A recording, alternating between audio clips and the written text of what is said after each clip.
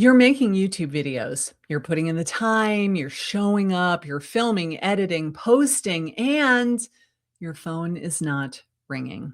No leads, no clients, maybe a few views here and there, but nothing that's actually moving the needle in your business. Sound familiar? If that's you, you're probably making one of three mistakes. And the frustrating part is that these are all fixable. Like you could fix all three of them this week if you wanted to. So let's talk about what's going wrong and exactly how to turn your YouTube channel into something that will actually bring you business. My name is Karin Carr. I've been a realtor since 2005, and I built my entire business through YouTube. We built a team of 9 agents, over $75 million worth of properties sold, and almost all of it from YouTube. I also coach other real estate agents on their YouTube strategies, so I see a lot of channels. I've reviewed hundreds at this point, and I see the same 3 mistakes over and over again. Agents who are putting in real effort, real time, real energy into their videos, but not getting results. And it's almost always one of these 3 things. The good news is that once you've seen the mistakes, the fixes are very straightforward. Nothing I'm about to tell you requires expensive equipment or advanced tech skills. So let's get into it. Mistake number 1, making videos for views, not for clients. And this is by far the biggest one. And it's the one that's the hardest to hear because you're doing what feels productive. You're making videos, you're getting views, your channel might even be growing, but the business isn't. So here's what I mean. A lot of agents default to these types of videos. Day in the life vlog. Come watch me take this new listing, put the for sale sign in the front yard, drinking my coffee in the morning. These are fun to make. I get it. They feel authentic and personal, and other agents love watching them. But a buyer who's considering buying a house doesn't care about your coffee order or what your office looks like. They care about whether you can help them, whether this place is the right fit for them, and whether you can help them. What about motivational or industry content? 5 things I wish I knew before I got my license, how to pass your real estate license, why I went into real estate in the first place. These might position you as a mentor to other agents, and that's great if other agents are your potential customers, but they are not. Your clients are potential buyers and sellers, so these videos will not even show up in their search results. What about listing tour walkthroughs? I see agents film walkthroughs of every property in their market, and I understand you're trying to show that you're active, that you're in the market doing this every day. You are going above and beyond to market your clients' homes. But here's the thing, the people watching those videos are either nosy neighbors or they already have an agent. They are far down this road. They are not just starting to think about buying a house. A buyer thinking about relocating to your town is not typing 4-bedroom homes into the search bar unless they already have an agent and they're looking for houses right now. So the question you should ask yourself is, would a buyer or seller actually type this into the Google search bar? If the answer is no, the video might get views, but it doesn't lead to clients. And views without clients is a hobby. We're trying to build a business here, not a hobby. So what is the fix? I want you to shift every video topic to something your potential clients would actually search for. How long does it take to sell a house in your city? How to buy a house in your city? These topics may feel less creative. They're not as fun to film, or they're not as sexy as vlogs, but they're the ones that put you in front of people who are actively making decisions about buying and selling real estate. And that is the entire point. I had one of my students, Nina, make this shift. She stopped filming content about the real estate industry and started making videos about specific neighborhoods and things that would help a potential buyer. Now, her view count didn't go up immediately, but she started getting a lot more inquiries from potential clients. They went up significantly because she was finally attracting the right audience, the audience who can write a check. Mistake number 2 is having no conversion path. You're making the right videos. They're finding you through the YouTube search bar, but then nothing. They watch, they leave, and you never hear from them. This is the conversion path problem, and it's very, very common as well. I've audited channels that get thousands of views a month, and they literally have zero mechanism for turning a viewer into a lead. Agents who treat YouTube like a billboard on the highway. They put content out and then they just hope that somehow magically viewers will figure out how to contact them and be motivated enough to do it. But hope is not a marketing strategy. So let me walk you through what a conversion path actually looks like. Having no link in the description is a huge problem. I look at these channels all the time, and they may have a 1 or 2 line summary of the video and maybe a link to their YouTube homepage. Some people don't even have that. The description box is completely empty. Your description should include a link to a page where they can take the next step with you. Either download a checklist, get a free guide, grab a spot on my calendar and schedule a call with me, even a home value estimate tool, something that captures their contact information so that you can follow up with them. Every video, every description, no exceptions. What about you never mention the link in the video itself? Even if the link is in the description box, we want to say it verbally in the video as well. Most viewers don't scroll down to read it, click ... more, expand it, read the whole thing. So you need to say it out loud at a natural point in your video. Hey, if you're thinking about relocating to Savannah, I put together a totally free relocation guide. I'll put the link in the description down below. You're not making it weird. It's not super salesy. You're saying it where it fits in your video. Just mention it like, oh, by the way, I have this free resource that's very, very helpful. But say it out loud. If you don't mention it, the click-through rate on that link will be much, much, much lower. Do you have pinned comments? A pinned comment is prime real estate, pun intended. It's pinned right at the top of the comment section and everyone will see it. So use it. Moving to Savannah, get my free relocation guide. Link. This takes all of 30 seconds to add, but it catches the attention of the people that go straight to the comments section, which a lot of people do. They're not really reading the description box, they're reading the comments to see what other people had to say. What about having no end screen? At the very end of your video, you should be sending people to the next logical video for them to watch. If they just watched your pros and cons of living in Savannah video, send them to the cost of living in Savannah video. And then from there, point them to a neighborhood tour. The more of your content they consume, the more they trust you, the more they get to know you, the higher the chance that they're going to reach out to you. You're building a relationship with them one video at a time. So don't let them leave after just one video when they are clearly interested in real estate in your market. Another problem is having no lead capture mechanism. And this is a big one. You need a way to capture their information. A landing page that has the free offer, what to know before selling your house checklist, something where they can go to this page and voluntarily give you their name, their email, and their phone number. A landing page is perfect for this. So what is the fix? Go through every video that you've already published and add a useful link to the description. Pin the comment with the same call to action.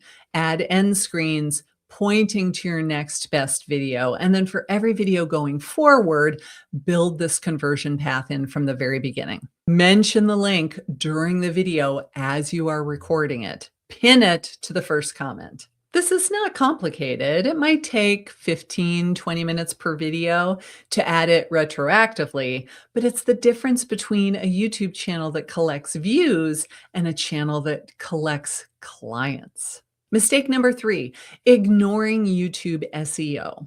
You could film the perfect video about the perfect topic with the perfect conversion path, and if nobody can find it, none of this matters. YouTube SEO, search engine optimization, is how people discover your video through searching. And most agents either don't know that it exists or they think it's super technical, so they don't even try. I promise you, it is not that technical. If you can put a listing in the MLS, you can do YouTube SEO. So let's break it down. The title is the most important element. The title tells YouTube what your video is about. and it determines whether or not it's going to show up in search results. So a bad title could be Episode number 47, My Thoughts About the Real Estate Market. A good title, Moving to Savannah, 10 Reasons Why You'll Love It Here. That was the first video on my channel that really blew up. It got like 30, 40,000 views in no time at all. See the difference? The good title includes the exact phrase someone is typing into the YouTube or Google search bar, Moving to Savannah, Georgia. That is a real search query that real people are making every single day. Episode 47, not so much. Nobody is searching for the episode number of your video podcast. So here is the test. Read your title out loud. Would someone type that into Google? And if the answer is no, rewrite it. And yes, I'm talking to you, ChatGPT. I see so many people who are uploading videos where clearly the title was written by ChatGPT. And you might think it's really catchy and clever, but it doesn't pass the is someone Googling in this test. So please knock that off. Be inspired by ChatGPT, but don't let it choose your title for you. So how do you find the right keywords? You're going to go to YouTube and start typing in the search bar. Don't hit enter. Just start typing and you'll see what is auto-suggested. So let's say you're typing in probate in California, and you'll see all of these suggestions that will drop down. These are things that people actually typed into the search bar. So use them. If YouTube suggests it, that means people are searching for that phrase. That is a real query with real search volume and demand. So film a video with that in the title. You can do the same thing in Google. Just start typing, see what autocomplete gives you. Google owns YouTube. They're owned by the same company. And so YouTube videos frequently show up on Google search results. It is so awesome when someone does a Google search and all of the videos that show up on the page are yours. You can get a ton of business this way as well. They don't even have to be searching in YouTube. They search on Google, but they click on your video and then they go watch it in YouTube. So if you optimize for Google search phrases, you get double the exposure for the same video. What about tags? Do tags still matter? Yes and no.